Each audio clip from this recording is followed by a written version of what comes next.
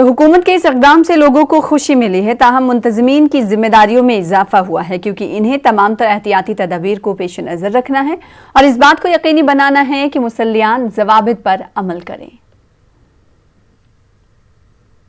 जिस तरह से आप लोग जानते हैं कि तकरीबन 8 महीने हो चुके हैं कोरोना वायरस की वजह से तमाम ही इबादतगाहें बंद रखी गई थी क्योंकि हुकूमत महाराष्ट्र ने या तकरीबन सभी जगह पर पाबंदियाँ लगाई गई थी और तकरीबन 8 महीने बाद हुकूमत महाराष्ट्र ने तमाम इबादतगाहों को खोलने की इजाज़त दी है।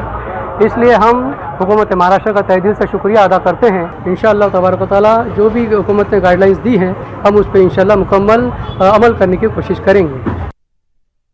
मुल्क में कोरोना के मामलों में बतदरीज कमी दर्ज की जा रही है। पिछले 24 घंटों में 30,548 नए मामलों की तस्दीक हुई है।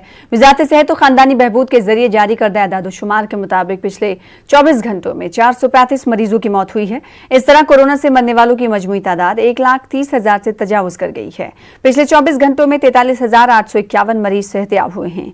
मुल्क में अब तक 82,49,579 अफराद शिफायाब हुए हैं, जबकि कोरोना के एक्टिव मामले 4,65,478 हैं। ICMR की रिपोर्ट के मुताबिक पिछले 24 घंटों में 8,61,706 कोरोना टेस्ट किए गए हैं, जबकि अब तक 12,56,98,525 टेस्ट किए जा चुके हैं।